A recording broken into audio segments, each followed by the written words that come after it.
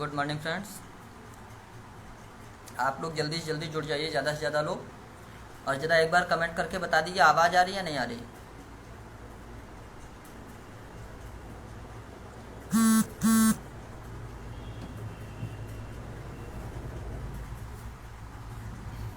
एक कोई कमेंट करके बता दीजिए आवाज़ आ रही या नहीं आ रही। राधे राधे भाई, कोई कमेंट करके बता दीजिए आवाज़ आ रही या नहीं आ रही। भैया कमेंट करके बता दीजिए आवाज़ आ रही या नहीं आ रही।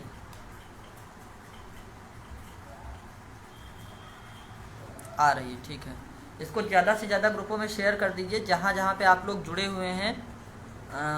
देखिए, पूरी रणनीति पे चर्चा करेंगे, जो वर्तमान परिस्थिति है उस पर चर्चा करेंगे, सारी बातें आपके साथ में साझा करेंगे, कोई भी परेशान ना हो।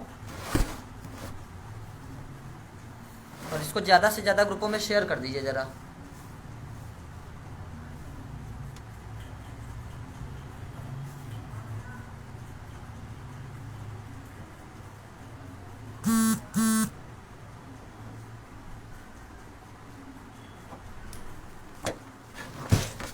जहाँ जहाँ पे आप लोग जुड़े हैं इसको ज़्यादा से ज़्यादा ग्रुपों में शेयर कर दीजिए।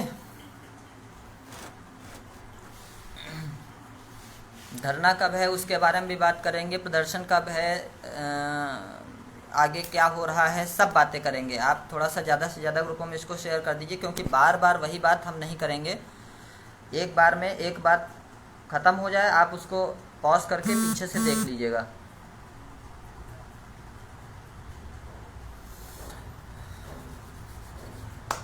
चलिए अब हम शुरू करते हैं अपनी बात को कि सबसे पहले हम पूरी लिस्ट पे चर्चा करेंगे, तब फिर हम चर्चा करेंगे कि वर्तमान परिस्थितियां क्या हैं, फिर हम चर्चा करेंगे कि भविष्य में अब हमें क्या करना है। मतलब बीएड लीगल टीम की रणनीति क्या है उस पर चर्चा करेंगे। अन्य टीमों का, अन्य लोगों का जो अपना अलग अलग सिनेरियो है उससे हमें मतलब नहीं। देखिए, सबसे पहली बात है कि विवादित लिस्ट कैसे बनी थी। जहाँ तक कि मैंने पाया है, विवादित लिस्ट इसी 67,867 की लिस्ट के भीतर से बनी है।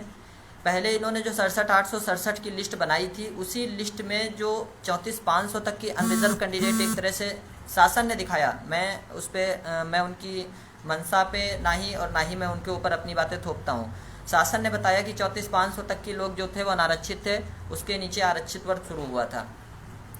तो इन्होंने क्या किया है, उसी लिस्ट के भीतर से 31,000 लोगों को, ऊपर से 15,000 अनारक्षित, उसके बाद पूरा ओवरलैपिंग करके जो कैंडिडेट गया था उसको रोकते हुए सीधा आरक्षित वर्ग से कैंडिडेट उठाते हुए, फिर ओबीसी को रोकते हुए, फिर एससी से उठाते हुए, इस तरह से इन्होंने पूरी लिस्ट से लोगों को उठाया। अब इस लिस्ट से उठाने के बाद एक बहुत बड़ा प्रश्न बार बार उठता है, जिसका आज मैं जवाब आप लोगों को देना चाहता हूँ। और सभी थोड़ा सा हमारी बहनें जो हैं, महिलाएँ जो हैं, वो ध्यान दे के इस बात को सुने। सबसे ज़्यादा लिस्ट में डिस्क्रिमिनेशन कहाँ से आया है? सबसे ज़्यादा डिस्क्रिमिनेशन ये आया है कि आरक्षित वर्ग की जो लड़कियां हैं या महिलाएं हैं, जिनका बहुत अच्छा गुणांक था, वो क्या हुई हैं, इस लिस्ट से बाहर हुई हैं। ज़्यादातर संख्या ये है, आप जहाँ भी देखेंगे तो आरक्षित वर्ग की महिलाएं और लड़कियां इस लिस्ट से बाहर हुई हैं जिनका गुणांक अच्छा था। वो क्यों हुआ उसकी मैं समस्या आपको बताता हूँ। बेसिक शिक्षा नियमावली में पहले क्या होता था, 72,825 की भर्ती में आपके जो बड़े लोग होंगे या जो भी होंगे आप उनसे पूछिएगा, तो पहले महिलाओं को 50% नियुक्ति में आरक्षण मिलता था।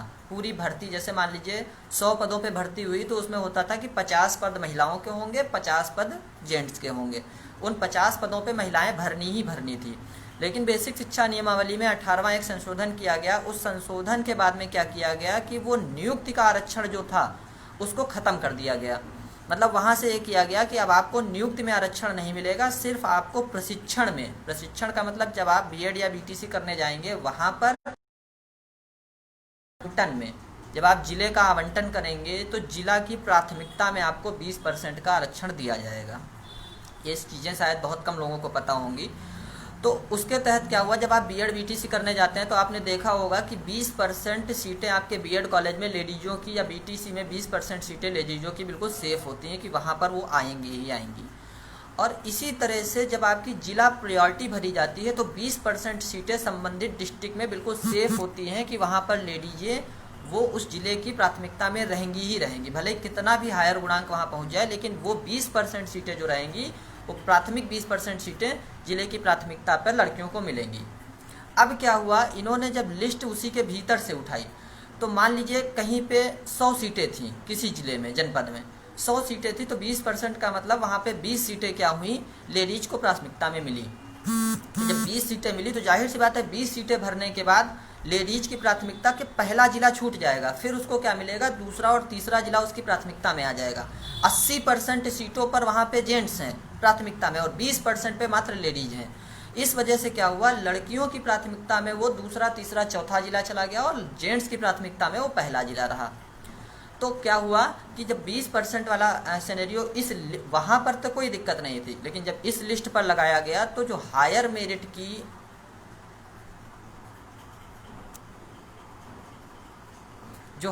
मेरिट की लड़कियाँ थीं वो बाहर हो गईं। अब आप इसको बेसिकली और एक तरह से समझिए, आप अपने जनपद में 67,867 की लिस्ट पर अगर आप देखेंगे तो क्या हुआ है, 67,867 की लिस्ट पर अगर कोई आरक्षित वर्ग की लड़की ओबीसी है, अगर मान लीजिए वो ओबीसी कैंडिडेट अगर हायर गुणांक पे कोई लड़की है तो हो सकता है उस लड़की को उसका गृह जनपद ना मिला हो, लेकिन कोई आरक्षित वर्ग का अगर लड़का है उसी के पैरेलल में तो उसको वो जनपद अलॉट हो गया है। आप 67,867 की लिस्ट में ये डिस्क्रिमिनेशन देख चुके होंगे। तो ये कोई गड़बड़ी नहीं हुई है, ये बेसिक शिक्षा नियमावली का 18वां संशोधन है, इस वजह से ये किया गया है। तो 20% का जो प्रावधान है, तो इस वजह से अधिक गुणांक की लड़कियां जो हैं वो दूर जनपद में चली गई हैं। मतलब अधिक गुणांक का मतलब जो बहुत अच्छे गुणांक की हैं वो तो जनपद में पाई हैं, लेकिन उसके बाद जब उनका वो प्रायोरिटी 20% की ख़त्म हो गई तो उनकी प्राथमिकता में पहला जनपद खत्म हो गया, फिर उनको दूसरा, तीसरा, चौथा जनपद अलॉट करते हुए जहाँ पर उनको वैकेंट सीट मिली वहाँ पर दे दिया गया। और वो चीज़ यहाँ पर जब फॉलो कराई गई तो वही चीज़ 20% की यहाँ पर चली, तो जाहिर सी बात है जब सीटें घट गई तो 20% का क्राइटेरिया घट गया, तो वही चीज़ यहाँ पर लागू हुई और हायर गुणांक की जो लड़कियाँ थी वो अचयनित हो गई। ज़्यादा से ज़्यादा इस लिस्ट पे हायर गुणांक की लड़कियाँ ही अचयनित चल रही हैं जो लिस्ट आई हुई है। अब आते हैं मुद्दे पे कि एक चीज़ क्या हुई है। आप देखिए, जब विभाग की तरफ से शासन की तरफ से 24/9/2020 को एक जियो जनरेट किया गया, 24/9/2020 को एक जियो जनरेट किया गया। उस जियो में कहा गया कि उस जियो में कहा गया कि हमने एक लिस्ट तैयार की है, मतलब एक लिस्ट ऐसी तैयार की है जिस लिस्ट पे हमने पूरा आरक्षण फॉलो कर दिया है और आरक्षण फॉलो करने के बाद हमने सभी को जिला अलॉट कर दिया है। जिला अलॉट करने के बाद अब वो लिस्ट पूरी तरह से प्रिपेयर है, जैसा कि ये कहते हैं। मैं इस पर MRC BRC का कोई मतलब अपना सिनेरियो नहीं रखता हूँ, जैसा कि विभाग कहता है मैं उस चीज़ को कह रहा हूँ। तो उस लिस्ट को जैसा कि हम लोगों ने एनालिसिस किया था कि किसी भी तरह वो लिस्ट मतलब विदाउट फॉल्ट वो सही नहीं हो पा रही थी। तो जब इन्होंने 24/9 को जो जियो जनरेट किया उस पर इन्होंने लिख दिया, भाई आप लोग फर्जी के क्वेश्चन ना करिए, बीएड लीगल टीम में से किस किस का हो गया, आगे की रणनीति। मनोज सत्यार्थी भाई आगे की रणनीति भी चर्चा करेंगे, पहले डिस्क्रिमिनेशन सुन लीजिए। बहुत सारे प्रश्न होते हैं, आप लोगों के पास फ़ोन नहीं आते हैं, यहाँ दिन भर में 100 फ़ोन लोग करते हैं। ये देखिए अभी भी कर रहे हैं, ये देखिए देख रहे हैं आप, अभी भी आ रहा। तो लोग 100 फ़ोन करते हैं, वो यही प्रश्न पूछते हैं कि भाई हमारा कम था, हम बाहर हो गए, हमारा थोड़ा था, हम अंदर हो गए। तो उसका पहले मुझे जवाब दे लेने दीजिए। तो क्या कह रहे थे, हाँ 24 वाला जो जियो जनरेट हुआ है, 24 के जियो में इन्होंने क्या किया है कि इन्होंने लिखा है कि हम 46% सीटें प्रत्येक ज़िले को देते हुए हम क्या करेंगे कि डिस्ट्रिक्ट का अलॉटमेंट करेंगे इसी लिस्ट के भीतर से। अब आप समझिए, जब आप अगर किसी भी ज़िले को, प्रत्येक ज़िले को मान लीजिए आप 46% सीटें बांटेंगे, तो आप अगर प्रत्येक ज़िले को 46% सीटें बांट के अलॉटमेंट करेंगे तो आपको एक बेंचमार्क फिक्स करना पड़ेगा। वो बेंचमार्क ऐसा होगा कि ओबीसी का या जनरल का कोई कैंडिडेट अगर 75 गुणांक का है तो वो पूरे प्रदेश में से कहीं बाहर नहीं जाना चाहिए। उसी तरह ओबीसी का अगर कोई गुणांक 70 गुणांक का है तो वो पूरे प्रदेश से कहीं बाहर नहीं जाना चाहिए। तो इस कंडीशन पे क्या होता, अगर इन्होंने ये बेंचमार्क फिक्स कर दिया होता तो सबके डिस्ट्रिक्ट चेंज हो जाते। जाहिर सी बात है भाई, पूरी एक नई लिस्ट बनाई जाती है 1,37,000 में से, 1,46,000 में से, और पूरे डिस्ट्रिक्ट चेंज हो जाते। फिर ये पूरी लिस्ट जो इन्होंने बनाई थी ये पूरी बर्बाद हो जाती, कुछ नहीं। तो इन्होंने क्या किया है, आप लोगों ने देखा होगा, जो सर्कुलर पे ये आज भर्ती करा रहे हैं या वो चल रहा है, इनका काउंसलिंग शेड्यूल चल रहा है, उस काउंसलिंग शेड्यूल के सर्कुलर पे इन्होंने एक माइनर सी बात लिखी है कि अद्यतन संशोधित 6/10/2020 के शासना के नियम के अनुसार तो अद्यतन संशोधित 6/10/2020 मतलब 6 अक्टूबर 2020 को इन्होंने क्या किया है, एक गोपनीय जियो जारी किया है। किसने? विभाग ने, बेसिक शिक्षा परिषद ने। और उस विभाग ने उस जियो पे क्या किया है, वो जियो आज तक गोपनीय है, उस जियो का कहीं भी पब्लिश नहीं किया गया। हमने भी विभाग से पता करने की कोशिश की, वो जियो पब्लिश नहीं हुआ। उन्होंने कहा कि ये जियो पब्लिश नहीं किया जाएगा, ये गोपनीय जियो है। ठीक, अच्छी बात, आपने गोपनीय जियो रखा है। उस जियो पे इन्होंने क्या किया है, 24 तारीख के जियो को परिवर्तित कर दिया है। और 24 तारीख के जियो को परिवर्तित करके इन्होंने क्या किया है कि 24 तारीख के जियो को परिवर्तित करके इन्होंने क्या किया है कि इन्होंने वो 46% की जो बात, समानुपात की जो बात कही गई थी, वो बात को इन्होंने ख़त्म कर दिया कि सभी जिलों को समानुपातिक रूप से सीटें देने की बात को उस जियो में इन्होंने ख़त्म कर दिया। अब इस बात का वेरिफिकेशन आपको कहाँ से मिलेगा? इस बात का वेरिफिकेशन आपको मिलेगा जिस जियो पे काउंसलिंग हो रहा है। आप उस काउंसलिंग के जियो को देखिए तो उन्होंने लिखा है कि हमने सभी जियो मतलब पूरी एक लिस्ट तैयार की है, उस लिस्ट पे पूरा आरक्षण फॉलो कर दिया है, सब कुछ दे दिया है, लेकिन वो समानुपात वाली बात वहाँ से गायब कर दी गई है। जाहिर सी बात है कि 6/10 के जियो में सिर्फ अद्यतन संशोधित करके समानुपात की बात को गायब कर दिया गया है।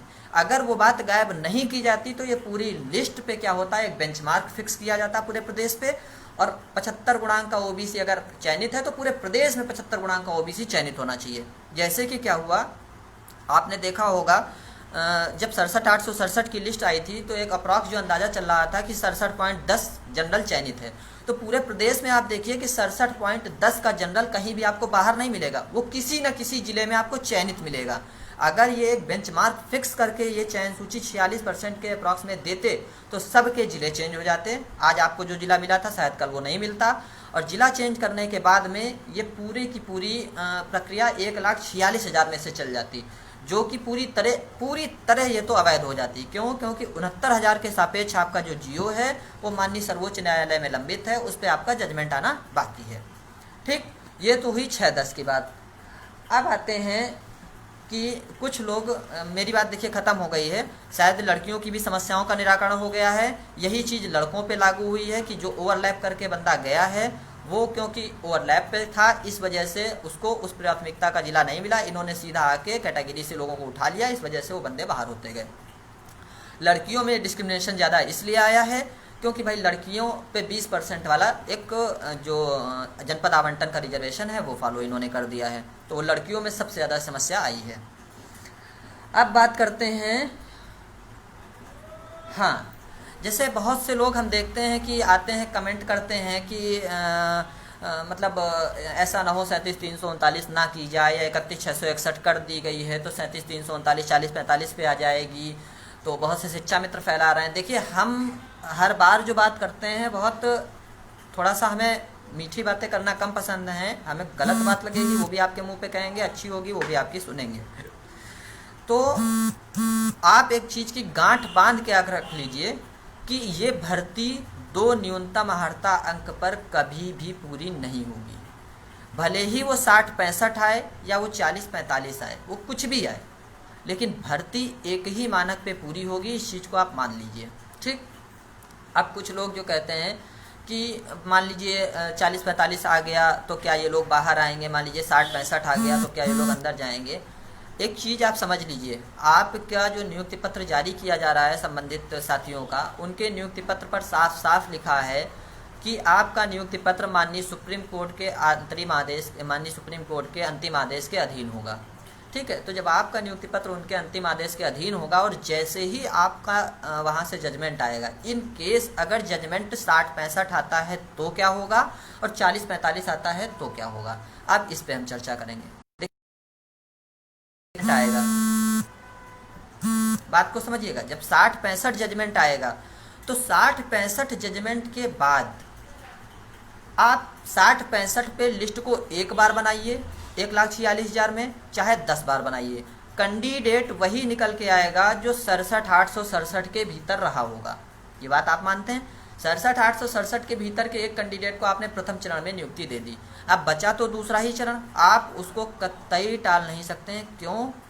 क्योंकि माननीय सर्वोच्च न्यायालय से हमारी भर्ती होके आ रही है। ये सिंगल बेंच से होके सर्वोच्च न्यायालय गई है, सर्वोच्च न्यायालय से सिंगल बेंच नहीं आएगी। बात को समझ लीजिए। पहले आपकी भर्ती महीने 2 महीने लेट जरूर हुई है, लेकिन अगर कोई बंदा ये कहता है कि नहीं अब ये भर्ती नहीं होगी, ये 68,500 बन गई, ये 12,460 बन गई, ये फलाने बन गई, ये धमाके बन गई, मैं सारी बातों को क्लियर करूँगा। 68,500 में क्या था सुन लीजिए। 68,500 की भर्ती में पहला एक फाइनल एग्ज़ाम कराया गया। फाइनल एग्ज़ाम के बाद में 41,456 लोगों की मेरिट प्रकाशित की गई। जो भी पास हुआ, अधिकारियों की बदतमीजी की वजह से 41,456 का विज्ञापन हुआ, 6,000 अनारक्षित वर्ग के अभ्यर्थी बाहर हो गए। जैसे ही बाहर हुए तो उन्होंने धरना प्रदर्शन किया, उनको एन के प्रकार कैसे भी अंदर किया शासन ने। एक एक अभ्यर्थी को चयन मिला।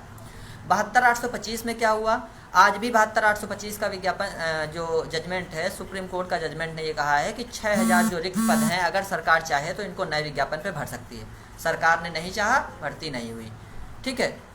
दूसरी 12,460 क्या था, 12,460 के विज्ञापन पे साफ साफ निर्दिष्ट था कि ये जिला वरीयता की भर्ती है। आपकी भर्ती जिला वरीयता की नहीं है। आपका जो बेसिक शिक्षा नियमावली का 23वां संशोधन है, उसका नियम 14(2) का अपेंडिक्स 2 में नियम 14(2) कहता है कि हमारा जो फॉर्म होगा वो बेसिक शिक्षा परिषद स्क्रूटनाइज करेगा और उसके उसके फॉर्म छांटेगा। उसके बाद एक प्रदेश स्तर पे मेरिट का संपादन करेगा। कौन कर रहा? प्रदेश स्तर पे बेसिक शिक्षा परिषद कर रहा है। जिले से हमारे फॉर्म का मतलब नहीं रहा भाई मेरे, सब कुछ प्रदेश से हो रहा है। ठीक, तो इन्होंने जो डिस्क्रिमिनेशन डाला है इस लिस्ट के भीतर कि ज़्यादा गुणांक को बाहर कर दिया, कम गुणांक को भीतर कर लिया, ये डिस्क्रिमिनेशन ये कतई की स्थिति में आप समझिए कि इसको ले नहीं जा सकते हैं, कि बहुत आगे इसको ले जा सकते हो, बहुत आगे इसको ले जा सकते हो, कि हमेशा के लिए इसको ले जाएं, ये बढ़ा दें, ऐसा नहीं हो सकता है। ठीक है।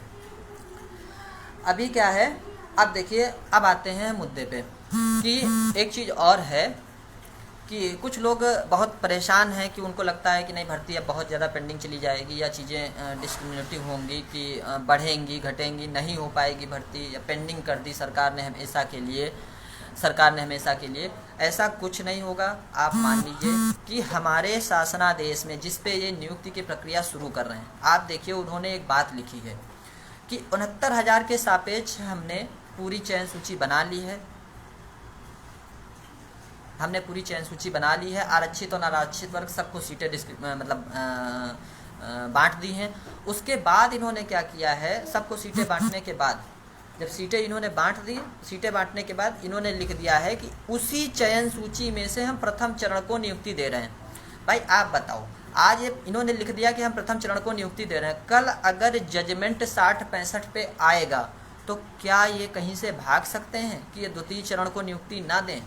आपने खुद लिख दिया जो हम चाह रहे थे कि आप प्रथम चरण को नियुक्ति देंगे, आपने दे दिया, अच्छी बात है। आप अब द्वितीय चरण को भी तो देंगे, क्या भाग जाएंगे? नहीं भाग सकते हैं, पहली बात। दूसरी बात, हमें एक चीज़ बताइए कि जैसे लोग कह रहे हैं कि हाँ, अब बात करते हैं ऑर्डर कब तक आएगा। देखिए, ऑर्डर के संबंध में किसी के पास कोई जानकारी नहीं है, ये हकीकत है। कल जो सर की बेंच से वर्डिक्ट हुए हैं, उन्होंने ये कहा है जब हमारा कोरम बैठेगा जजमेंट डिलीवर कर दिया जाएगा। माननीय शांतनु सर अब बेंच पे दिखने लगे हैं, आज 42 नंबर कोर्ट में वो बैठ रहे हैं। ठीक है, जैसे ही दोनों कोरम साथ में बैठेंगे संभावित है जजमेंट डिलीवर हो जाएगा। अब हम लोगों को क्या करना है, अब हम अपनी रणनीति पे आते हैं। देखिए, अभी तक हमें क्या करना था, हम सोच रहे थे कि अगर मान लीजिए, देखिए हमें चित्त और पट दोनों चीज़ों में चलना है। हाँ, एक बात और क्लियर कर दें पहले, फिर उसके बाद बढ़ेंगे। बहुत सारे साथी जो हैं आज 31,661 पे जो चयनित हो गए हैं, वो क्या कर रहे हैं कि जो प्रतीक्षारत साथी है उनके इनबॉक्स में या व्हाट्सएप पे जाके लोगों को ये समझा रहे हैं कि अब तो तुम्हारा कभी नहीं होगा, तुम्हारी भर्ती को हम कोर्ट से देख लेंगे, ये कर लेंगे, वो कर लेंगे। सिर्फ सीधी बात उनसे पूछिएगा कि आज के 8 दिन पहले जो साथी आपके साथ धरना देने गए थे 31,661 की बहाली के लिए, आज वो साथी 37,339 के लोगों के बीच में मुँह नहीं दिखा पा रहे हैं। ठीक है, तो आने वाला समय भी ऐसा ही होगा मेरे भाई, लिख के रख लीजिए कि अगर जजमेंट 1% भी कहीं से गलत हुआ तो आप भी बाहर आएंगे और 40-45 पे मेरिट लिस्ट बन के जो भी अंदर जाना होगा वो भीतर जाएगा। जजमेंट 60-65 पे आएगा तो कोई माई का लाल आपकी भर्ती को रोक नहीं सकता, इस चीज़ को आप लिख लीजिए। ठीक है, अब बात करते हैं हमारी अग्रिम रणनीति क्या है। हमारी अग्रिम रणनीति देखिए ये है कि सबसे पहले अब अभी तक हम लोग क्या करते थे, single bench double bench supreme court तक आप लोगों से आर्थिक भी लड़ाई थी, शारीरिक भी लड़ाई थी, मानसिक भी थी, हर तरह से थी। हमने आपसे आर्थिक सहयोग भी लिया, कभी ज़रूरत पड़ी तो आपसे शारीरिक सहयोग भी लिया, लेकिन अब आपकी लड़ाई आर्थिक सहयोग की लगभग ख़त्म हो चुकी है। उस दिन टीम ने एक तरह से प्रमोशन किया, टीम को सहयोग की ज़रूरत पड़ी, क्यों पड़ी उसको भी मैं बताता हूँ। इसलिए पड़ी क्योंकि देखिए सरकार क्या है, कभी भी भाग सकती है, हो सकता है ये हम कह रहे हैं लेकिन हो सकता है ये दूसरी लिस्ट के बाद भाग लें। तो इसलिए हमको क्या करना था, एक मेंटेबिलिटी एप्लीकेशन लीव करनी थी, ताकि बीएड मैटर की तरह कभी भी मामला अगर सुप्रीम कोर्ट जाए तो माननीय कोर्ट ये ना कहे कि आपने टाइम पे क्यों नहीं इसको मतलब एप्लीकेशन फाइल की। ठीक, तो हमने एक एप्लीकेशन फाइल कर दी, उसके बाद कोई हमें सहयोग की ज़रूरत नहीं। अब हमें सिर्फ और सिर्फ आपसे शारीरिक सहयोग की ज़रूरत है। अब वो शारीरिक सहयोग क्या है, देखिए आपकी जो 37,339 पदों पे भर्ती है, थोड़ी सी वो भर्ती एक तरह से पेंडिंग तो हुई है, ये चीज़ हम भी कहते हैं, आप भी इस चीज़ को मान चुके हैं। अब क्या करना है हमें, देखिए आप जैसे धरने का आह्वान कर रहे हैं, वास्तविकता में हम भी धरने का आह्वान करते हैं, लेकिन वो धरना अभी क्यों नहीं बुलाया जा सकता। देखिए आपको हम परेशान करें या आप हमको परेशान करें, परेशान करने के बाद दोनों लोग लखनऊ की सड़कों पे आएँ और उसका कोई रिज़ल्ट ना निकले तो वो कोई मतलब नहीं हुआ। आपके पास हमेशा जब धरना होना चाहिए तो उसका एक लोकस होना चाहिए। आपने 12 सितंबर को धरना किया एजी साहब को लाने के लिए, आपको उस धरने का प्रतिफल मिला। ठीक, अब आप अभी आपने देखा 31,661 फलाने दिन के लिए दुनिया भर के धरने हुए, कोई प्रतिफल नहीं मिला, कहीं लिस्ट रुकी नहीं रुकी। अब हम क्या कर रहे हैं, 31,661 के विरोध में आप कतई धरना मत करिए, क्योंकि ये माननीय सर्वोच्च न्यायालय से भर्ती हो रही। आप लिस्ट का तो विरोध है, लिस्ट गलत बनी इसका 100% विरोध है, लेकिन उसके विरोध में आप धरना नहीं कर सकते। उसके विरोध में आपको कोर्ट से चीज़ें मिलेंगी। ठीक, आप कोर्ट जाएंगे, कोर्ट अगर कहेगा तो फिर वहाँ से चीज़ें आपको मिलेंगी, लेकिन कोर्ट ने नहीं कहा, इस वजह से धरना नहीं किया गया। अब क्या होगा कि हम धरना करेंगे कब, देखिए बीएड लीगल टीम की एक समय सारणी में 2 धरने प्रस्तावित हैं। वो धरने कौन कौन से हैं हम आपको बताते हैं। 17 तारीख से 24 तारीख तक माननीय सर्वोच्च न्यायालय बंद हो रहा है। सर्वोच्च न्यायालय 17 तारीख से 24 तारीख तक बंद होने के बाद 24 तारीख को आपकी 3 महीने की ड्यू डेट पूरी हो रही है। 25 तारीख को संडे पड़ रहा है, 26 तारीख को मंडे पड़ रहा है, लेकिन 26 तारीख को लोग कह रहे हैं कि धरना बुला लो। अब 26 को हम धरना क्यों नहीं बुला रहे हैं, सुन लीजिए। 26 तारीख को आपने देखा होगा अरुणेश कुमार पे एक टेंटेटिव डेट चल रही है, और वो डेट शांतनु सर के आने के बाद में वो बढ़ नहीं रही है, 26 को टिक गई है, बढ़ नहीं रही है बिल्कुल भी। अब कहीं ना कहीं 26 को हमें इसलिए वेट करना पड़ रहा है कि ऐसा ना हो कि 26 को शांतनु सर बेंच के साथ में बैठ जाए और जजमेंट आपका डिलीवर हो जाए। ठीक, इस वजह से 26 को धरना अभी हम नहीं बुला रहे हैं। लेकिन तो हम धरना कब बुलाएंगे और क्यों बुलाएंगे, धरना हमारा 26 को अगर मान लीजिए इन केस हमारा केस लिस्ट होके कोई जजमेंट नहीं आता है या कुछ नहीं होता है, तो 27 या 28 में 27 तारीख को 26 तारीख को हम विभाग में होंगे और एक एप्लीकेशन मूव के लिए कि आप जजमेंट के लिए एप्लीकेशन मूव करिए। अगर ये 2 दिन के भीतर एप्लीकेशन नहीं मूव करते हैं तो हम 28 या 29 में, मतलब इसी माह में पहला धरना हमारा प्रस्तावित होगा। किस लिए, कि आप सुप्रीम कोर्ट में जजमेंट के लिए एप्लीकेशन मूव करिए कि आपका जजमेंट आए, आप भर्ती प्रक्रिया को आगे बढ़ाएं। वो हमारा लोकस होगा, उस पर हमें कोई रोक नहीं सकता है। हम जजमेंट के लिए एप्लीकेशन मूव करने के लिए धरना करेंगे। और अब आप एक चीज़ और मान लीजिए कि अब धरना जो होगा वो खेल का धरना नहीं होना चाहिए। आप याद करिए 12 सितंबर को जब धरना हुआ था तो कोई जजमेंट नहीं आया था, कोई मेरिट नहीं आई थी, कुछ नहीं आया था। 4,13,000 में से हमने धरना बुलाया। 4,13,000 में से धरना बुलाने के बाद बमुश्किल SCRT पे आप 3 से 4,000 की संख्या मान लीजिए, जब धरना 4,13,000 में से हुआ था। आज आपकी संख्या है सिर्फ और सिर्फ 37,339। अब अगर एक एक अभ्यर्थी अपनी जिम्मेदारी को समझते हुए घर से नहीं निकला तो आज मैं लाइव के माध्यम से आपसे बता दूं कि पहले धरने के बाद अगर संख्या बल लखनऊ की सड़कों पर नहीं दिखा तो मैं इस भर्ती को क्विट कर दूंगा। जैसे सबका होगा उसी तरह से मैं भी बैठ के तमाशा देखूंगा, क्योंकि हम रणनीति के तहत काम करेंगे, हम लोगों को जोड़ने का काम करेंगे। लेकिन फिर एक एक अभ्यर्थी, भले ही उसके घर में कितनी भी बड़ी दुविधा हो जाए उस दिन, लेकिन उसका सर्वोच्च प्राथमिकता में होना चाहिए कि उसकी नियुक्ति फंसी है, उसको धरने में आना ही है। ठीक, अब धरने के लिए हमें करना क्या होगा? हाँ, तो पहला धरना हमारा ये होगा कि आप एप्लीकेशन मूव करिए। अगर स्टेट आराम से एप्लीकेशन मूव नहीं करती है तो पहला धरना हम स्टेट के खिलाफ करेंगे एप्लीकेशन मूव कराने के लिए। और जैसे ही एप्लीकेशन मूव हो जाएगी, जजमेंट आ जाएगा। जजमेंट आने के बाद हम 3 से 4 दिन का वेट करेंगे। अगर सर्कुलर स्टेट जारी कर देता है नियुक्ति के लिए तो ठीक, अगर ये नियुक्ति के लिए सर्कुलर नहीं जारी करते हैं तो हमारा दूसरा धरना जो होगा वो अनवरत धरना होगा। अनवरत धरना आपका तब तक चलेगा जब तक आपका सर्कुलर जनरेट नहीं हो जाएगा काउंसलिंग प्रक्रिया का।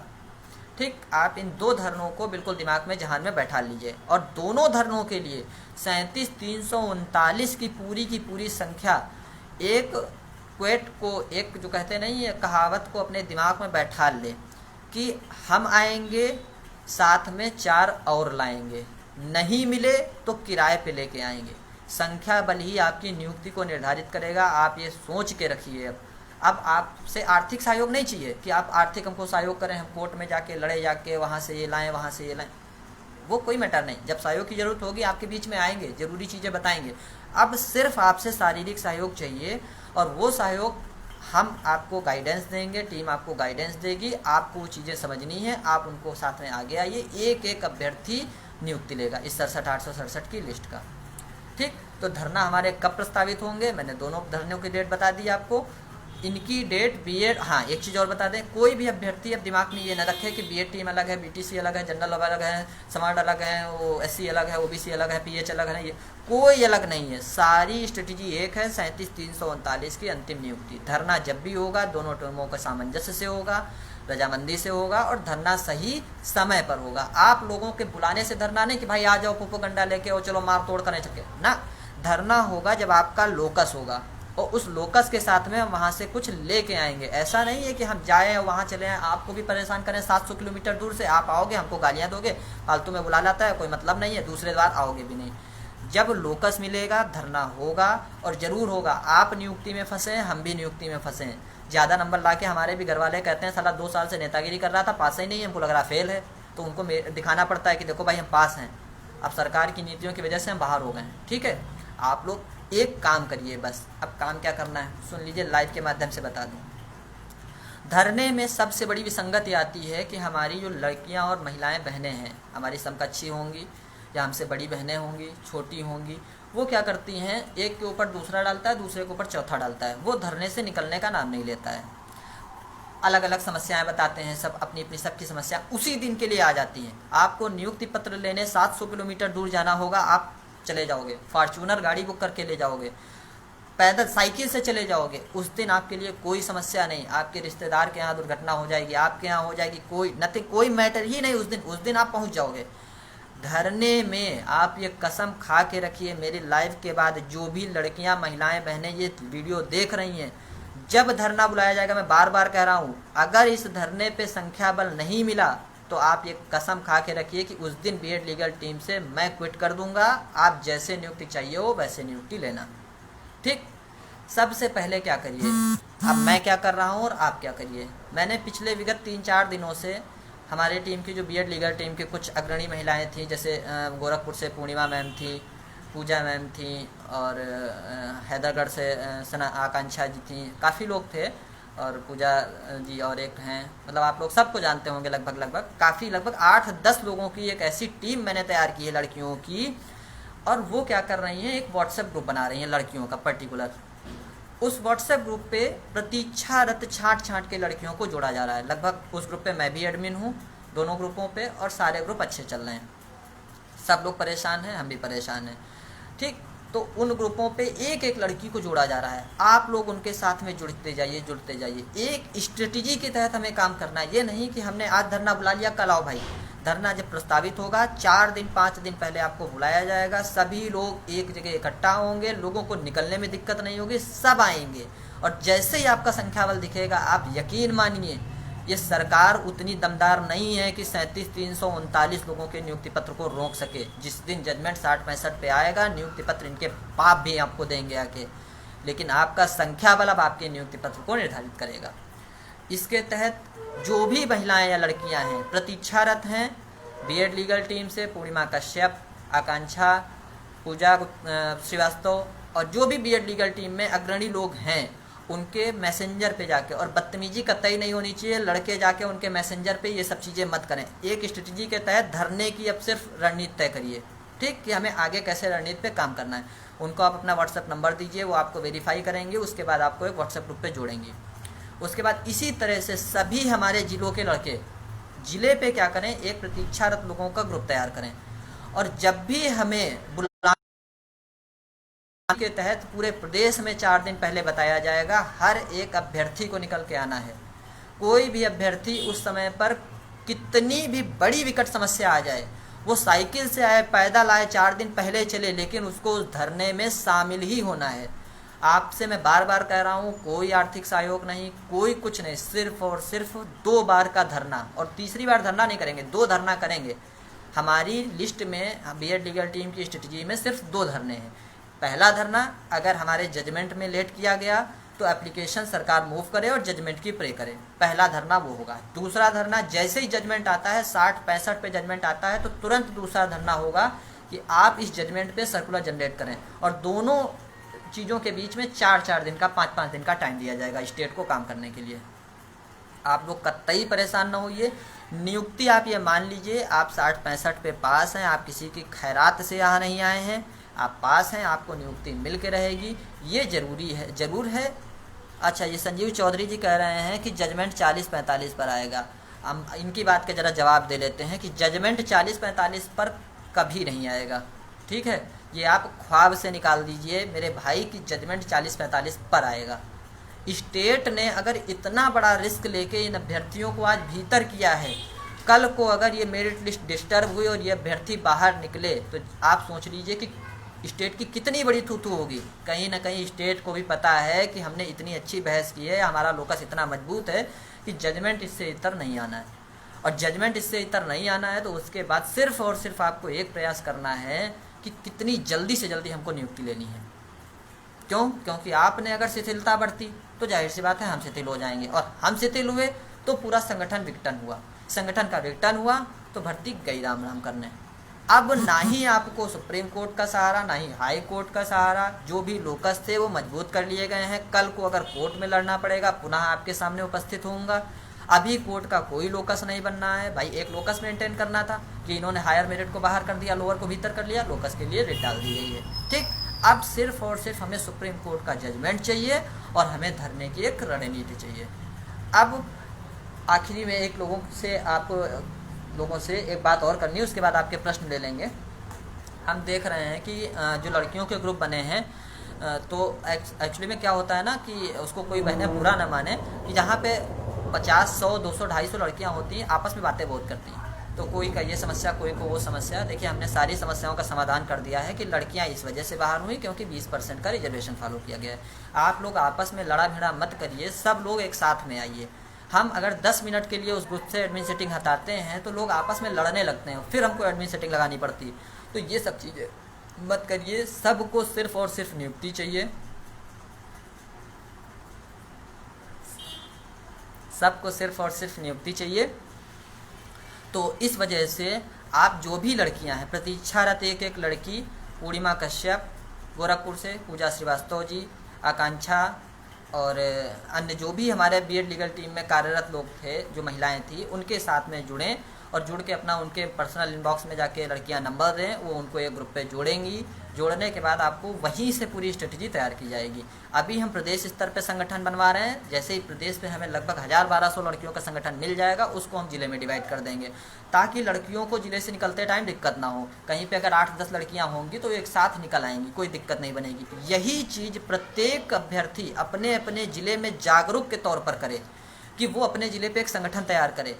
सारे संगठन छोड़ दीजिए, सिर्फ 37,339 प्रतीक्षारत संगठन एक हर जिले का तैयार करिए। जब आपको धरने का आह्वान हो, कहीं आपको ढूंढना ना पड़े, उस संगठन से लड़के निकलें, उस संगठन से उस जिले के लड़के निकलें। अब हम एक जिले को बांटेंगे नहीं, आप अपनी जिम्मेदारी समझिए कि इस जिले में मैं ये काम कर सकता हूँ। 4 लोग हैं, बीएड हैं, बीटीसी हैं, उससे मतभेद न कि भाई वो बीएड है, वो बीटीसी हैं। आप सब लोग एक साथ में आइए। 37,339 में भले ही वो 75 गुणांक का हो, भले ही वो 65 गुणांक का हो, सबको नियुक्ति अगर फंसी है तो एक साथ आके आप जिले पर अपना संगठन मजबूत रखिए। और जिस दिन धरने का आह्वान हो, आप उस दिन धरने में आइए। श्रीकांत भाई कह रहे हैं ज़िंदगी बर्बाद, कोई ज़िंदगी बर्बाद नहीं श्रीकांत भाई। जिस दिन सुप्रीम कोर्ट से 60-65 का जजमेंट आएगा और आपने अगर लखनऊ की सड़कों पर हमें संख्या बल दे दिया तो आप यकीन मानिए, आप यकीन मेरी बात का मानिए, जो भी आज तक कहता आया हूँ वही सत्य हुआ है। मैंने कहा था ये लिस्ट अविवादित कभी नहीं बन सकती, वही चीज़ आपके सामने आ गई। आप भले मुझे कितनी गालियाँ दे रहे हो, लोग आके 20 तरह की गालियाँ उस पर देते थे, लिस्ट कभी अविवादित नहीं बन सकती थी, जियो कभी चेंज नहीं हो सकता था। इन्होंने बहुत अच्छा पॉइंट लिख के हमको जियो में दे दिया कि प्रथम चरण की नियुक्ति कर रहे हैं। ठीक, आप समझिए जब 20वें संशोधन में एक वर्ड लिखा था कि सरकार समय समय पर मेरिट का अवधारण कर सकती है, उस एक छोटे से शब्द से हमने डबल बेंच का जजमेंट जीत लिया। अरे भाई तो तुमने उससे बड़ा शब्द यहाँ पे लिख के दे दिया है कि आप प्रथम चरण की नियुक्ति कर रहे हो, तुम भाग नहीं सकते हो, ये लिख के मैं दे दूँ। 60-65 पे जजमेंट आने के बाद नियुक्ति आपको मिलेगी, आप इस चीज़ को मान के रखिए। बस क्या करना है, आपको संगठित रहना है और कोई काम नहीं। आप अपने ज़िले पे संगठन तैयार करिए, जो भी लोग हैं 10, 20, 50 संगठन, मतलब 37,339 प्रत्येक अभ्यर्थी, भले ही वो श्रीलंका में बैठा हो, कर्नाटका में बैठा हो, वो लेह लद्दाख में बैठा हो, वो अपने हक के लिए उस धरने में ज़रूर शामिल हो। ठीक है, अब मुद्दे पे आते हैं। देखिए एक ज़रूरी बात ये आप लोग ध्यान में रखिए कि कोई भी, हम भी आपकी तरह हैं कि सभी जो भी लोग थे वो लिस्ट से बाहर हो गए हैं। ठीक है, तो इस समय में हमको धैर्य रख के आगे की चीज़ों को सोचना है, कोई भी गलत कदम ना उठाए। इस तरह की जो चीज़ें आती हैं, कोई लिखता है कि हम फांसी लगा लेंगे, कोई लगता है हम ये कर लेंगे। भाई देखिए ज़िंदगी संघर्ष का नाम है, ऐसा नहीं सब कुछ फल फूल के मिल जाता तो 2.5 साल पहले हम लोग नियुक्ति पा लेते। आप सोचिए, आपने घर बैठ के हमको पैसा दिया है, हमारे दिन जरा याद करिए, वो ठंडी के दिन आज भी मुझे याद है। आप यकीन नहीं मानेंगे, मेरी एक आदत है, मैं कभी भी लेदर के शूज़ नहीं पहनता हूँ, ये स्पोर्ट्स वाले शूज़ पहनता हूँ। ठंडी के, जनवरी की ठंडी में वो दिन होते थे कि जब मैं हाईवे पर से आता था ना तो मेरे पैर बिल्कुल बर्फ़ हो जाते थे। 2:30 बजे रात में लौटने के बाद पहले मैं ब्लोअर से अपने पैर कम से कम 1.5 घंटा सेंकता था, तब मुझे नींद आती थी रात में। तो ये संघर्ष अगर सही में सच में किया गया होगा तो आपको नियुक्ति मिल के रहेगी। आपने तो मान लीजिए हमको आर्थिक सहयोग दिया, हमने तो आर्थिक के सहयोग लेने के साथ में कितना शारीरिक सहयोग, मतलब आपको, आपके साथ में कितना शारीरिक इस 2.5 साल में मेहनत की है। हम जब आपको नहीं छोड़ रहे हैं तो आप कतई भी हिम्मत मत हारिए, आप अपना संगठन बस मजबूत रखिए। जिले पर, अब हम प्रदेश पर जब कोई नेता चुनाव लड़ने आता है तो वो बूथ को पकड़ता है। आप बूथ को अगर पकड़ लेंगे, जिले को अगर पकड़ लेंगे तो प्रदेश तो आपका ऑटोमेटिक मजबूत हो जाएगा। ठीक, कोई भी गलत कदम ना उठाए, कोई भी परेशान ना हो। जिस दिन, आप यकीन मानिए, जिस दिन सुप्रीम कोर्ट से जजमेंट आ गया, आप यकीन मानिए आपको नियुक्ति पत्र मिल के रहेगा। ठीक है, अब मेरी बात ख़त्म हो गई। शायद मैं उम्मीद करता हूँ कि सबके प्रश्नों के जवाब भी मिल गए होंगे। हाँ, कोई कह रहा शिक्षा मित्र जीत गए, तो गौरव सिंह भाई शिक्षा मित्र जीत गए तो पहली बात पे मैंने बता दिया, अगर जीत गए तो ये लिस्ट कैंसिल होगी, दूसरी लिस्ट बनेगी। अगर और नहीं जीतेंगे तो आपको नियुक्ति मिलेगी। ठीक, अब बताइए। रेखा सिंह भाई मैं झांसी से हूँ। ठीक है मैम, आप पूजा या पूर्णिमा किसी को व्हाट्सअप कर लीजिए, इनबॉक्स कर लीजिए मैसेंजर पे। बताइए जल्दी जल्दी क्वेश्चन बताइए। सरकार ने ओबीसी को बर्बाद कर दिया, कम वाला सीनियर। अंकुर वर्मा, अंकुर भाई जी, कोई जूनियर सीनियर नहीं होता है, आप इस चीज़ को पता करिए। जब बीएसए पे आपको नियुक्ति दी जाती है, कोई भी नियुक्ति अभी विद्यालय में आवंटित नहीं की जा रही, जब तक आपको बीएसए की नियुक्ति दी जाएगी, जब तक आप बीएसए के अधीन रहेंगे, आपकी जूनियरिटी सीनियरिटी काउंट नहीं होती है। ठीक, उससे आप निश्चिंत रहिए। Monica Agarwal, so proud of, ये सब देखिए मैम, अब नहीं, आप लीगली आइए, आप हम पे प्राउड करें, हम आप पे उस दिन प्राउड फील करेंगे जिस दिन आप लखनऊ की सड़कों पर हमें मिलेंगी। हम धरने का आह्वान करेंगे, आप लखनऊ की सड़क पर हमें मिलेंगी, उस दिन हमें गर्व होगा कि नहीं, एक एक अभ्यर्थी अपनी नौकरी के लिए निकल के आया है। मुझे लगता है सरकार 37 के भर्ती को पंचायती चुनाव तक खींचेगी। प्रिया वर्मा, अगर आप धरने के संगठन को मजबूत करेंगी, मैं आपको यकीन दिला के कह रहा हूँ, जिस दिन सुप्रीम कोर्ट से जजमेंट आया, 1.5 माह के भीतर, आज से 1.5 माह के भीतर आपको नियुक्ति मिल के रहेगी। नया साल आपका खाली नहीं जाएगा, ये आप मान के रखिए।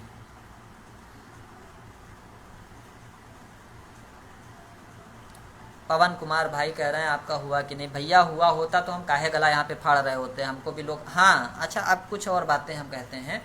थोड़ा एक बात याद आ गई, उस दिन एक महानुभाव हमारे R9 चैनल पे लाइव थे अंताब सर के साथ में, तो शायद वहाँ पे डिबेट पे एक अभ्यर्थी गया था जिसको शायद चीज़ों की जानकारी नहीं थी। अब उस दिन मैं बहुत कुढ़ रहा था कि उन्होंने एक बात कही थी, आज वो नेताजी चयनित हो गए, तो उन्होंने एक बात कही थी कि लिस्ट सही तरीके से बनाई गई, कोई डिस्क्रिमिनेशन नहीं। महोदय, जिस दिन आप मेरे साथ में डिबेट में फंसे ना, उस दिन मैं बताऊंगा। आपके ही सरकार के द्वारा जारी प्रेस नोट में कहा गया है कि मैंने 15,933 अनारक्षित वर्ग के अभ्यर्थियों को चयन किया है। ठीक, आपकी 15,033 अनारक्षित 15,933 अनारक्षित वर्ग के अभ्यर्थियों को चयनित किया है इन्होंने ऊपर से। 15,933 में आपकी रैंक नहीं थी, पिछली बार आपकी रैंक थी 20,408। तो 20,408 रैंक पे आपको एक सामान्य अभ्यर्थी के तौर पर नियुक्ति दी गई है। अगर मैं वहाँ पे होता तो मैं आपको जवाब जरूर देता। आप आज चयनित हो गए हैं तो आप लोगों के बीच में इस तरह की बातें कर रहे हैं कि नहीं वो लिस्ट सही है, सब कुछ सही है, तो ये सब बातें अच्छी नहीं है। आपका भविष्य हम पे टिका है और हमारा भविष्य आप पे टिका है, ये हमेशा कांट बांध के रखिएगा, ठीक है। अगर हम अंदर आएंगे तभी आप अंदर रहेंगे, और अगर मैं बाहर आया तो आप भी बाहर आएंगे। इस चीज़ को लिख के रखिए, क्योंकि ज़्यादा मेरिट वाला बाहर बैठा है भाई मेरे। ये 72,825 की भर्ती नहीं है कि 2 साल अंतरिम आदेश पे चल गई तो आर्टिकल 142 पे सुप्रीम कोर्ट ने रिलीज कर दिया। सुप्रीम कोर्ट भी कहीं ना कहीं जानना है कि डिस्क्रिमिनेशन हुआ है, ठीक। और यहाँ पे आपका प्रोविजन पीरियड भी पूरा नहीं हो पाएगा, 1 साल बहुत होता है, 1 साल खींच लेंगे आपको अंदर से अगर कुछ भी गलत डिसीजन आया। आप सोचते हैं आप अंदर बैठे रहेंगे, गद्दारी करेंगे तो ये सब चीज़ें होंगी। बताइए। पंकज यादव भाई बता चुके हैं लिस्ट गलत तरीके से बनी, कोई नई बात नहीं। अगर 15,000 लक्ष रुपये, मैम मुद्दे की बात करिए। पूजा वर्मा जी यही कह रहे हैं, हमने यही बात कही है, लिस्ट में डिस्क्रिमिनेशन है।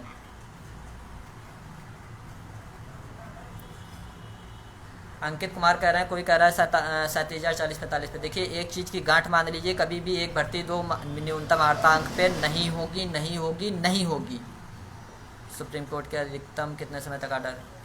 90 दिनों के बाद हम लोग एप्लीकेशन मूव करेंगे, सारी पार्टियां मूव करेंगी। बताइए, जो भी मुद्दे की बात हो क्वेश्चन करिए। हाई मेरिट चयनित रह गए हैं, सही बात है।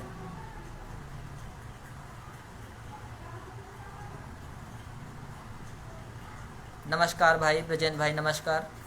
धरना कब होगा उसके लिए हम पहले बता चुके हैं। प्रकाश भाई जी आप देख लीजिए, हमको ऐड करो भाई बीएड लीगल टीम में।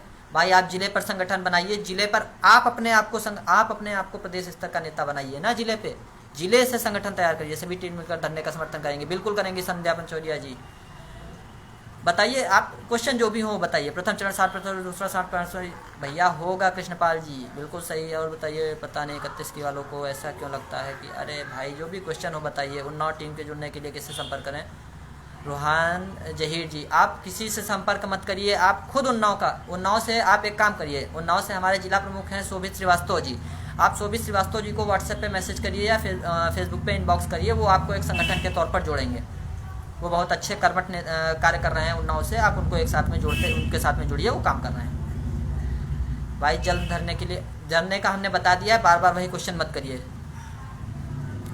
सपना कुमारी गर्ल्स के लिए आप पूर्णिमा कश्यप, पूजा श्रीवास्तव, सनातनी आकांक्षा नाम से 3-4 आइडिया हैं, इनके लोगों के इनबॉक्स में जाके आप मैसेज करिए, आपको ये एक व्हाट्सएप ग्रुप पे जोड़ देंगी।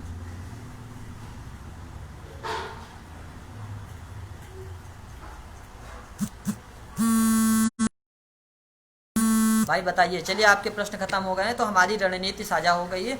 आप लोग बिल्कुल भी परेशान मत होइए, समय समय पर आप लोगों के बीच में हम आपका मनोबल बढ़ाने के लिए हाजिर होते रहेंगे। शाम को पंकज सर लाइव आएंगे, आप सब लोग उनके साथ में जुड़िएगा, वो भी अपनी रणनीति साझा करेंगे। आप लोग